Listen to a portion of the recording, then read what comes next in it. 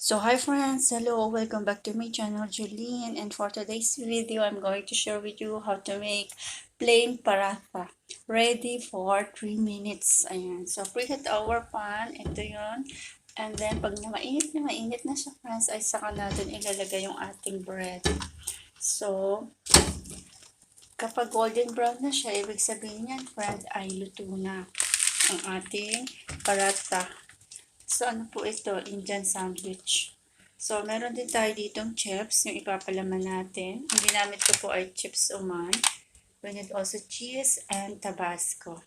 See, lumulobo yan friends kapag luto na yung loob. Kasi meron na siyang oil.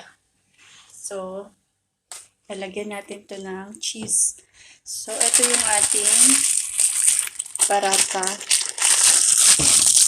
And, harina to friend na ready to fry na. Ganyan siya. So habang pina-fry natin siya or gini-grilled, atin na siyang lalagyan ng palaman. So ang kailangan lang natin friends ay cheese. Lalagyan natin ng cheese. Spread all over. Ayan. See.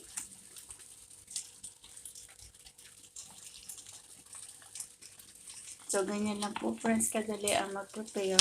Lagyan natin ng chips. Gata.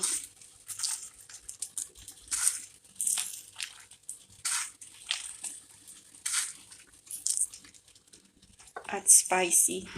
Sa mga gusto po ng spicy, pwede na po itong Tabasco. See? Pwede rin pong normal. Huwag nyo na lang lagyan ng Tabasco. Ayan. So, pag ganyan na yung texture niya, baliktarin na natin. So, lulubo na yan. At ito ay atin na i-roll over. So, ganyan lang friends kabilis gawin. At kailangan natin ng oil paper para hindi maglaglagan yung ating mga chips. So, ito yun. Sandwich wrapper.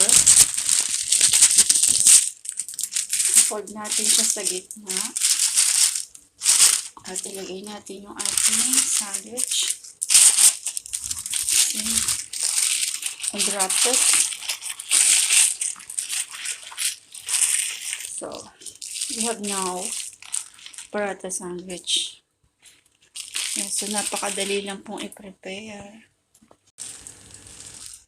So, ito na friends, ang ating paratha sandwich. Ayan. Malabo talaga. So, pwede rin to friends ang square. Pwede na yun.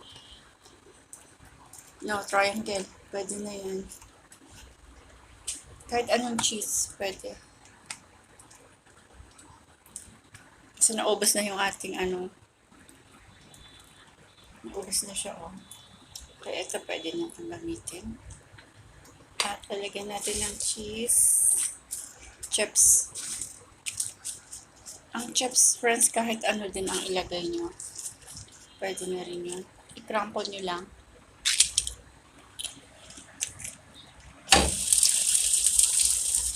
Lagyan natin ng Tabasco.